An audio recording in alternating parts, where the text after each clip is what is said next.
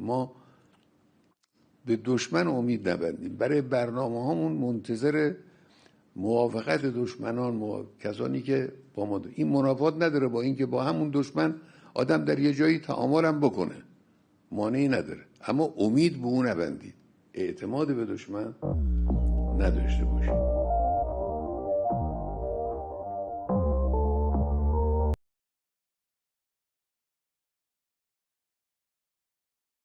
Is Iran's supreme leader making a climb down from his earlier adamant refusal to resume nuclear talks with the United States? Or is he announcing a tactical retreat to dupe the West? To answer the question, we have to consider the ground realities in the Middle East now.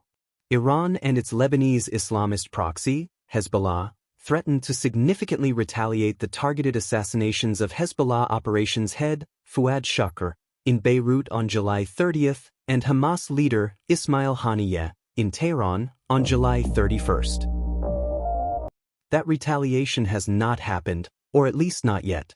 Both Iran and Hezbollah are apparently deterred by Israel's explicit threat of inflicting devastation on its enemies, and by the United States' positioning of 18 warships including 2 aircraft carriers in and around the Middle East in the wake of the threats from Iran and its proxies.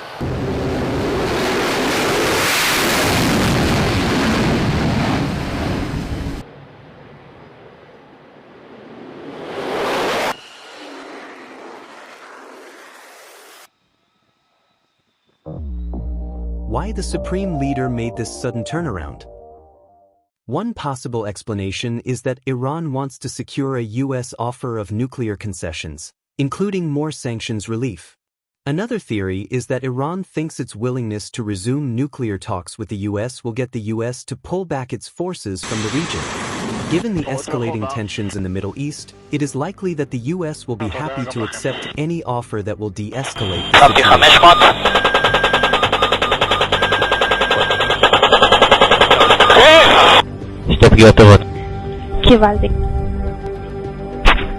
Sanctions over the past 2 decades have not forced Iran to curtail its grand geopolitical ambitions in the Middle East.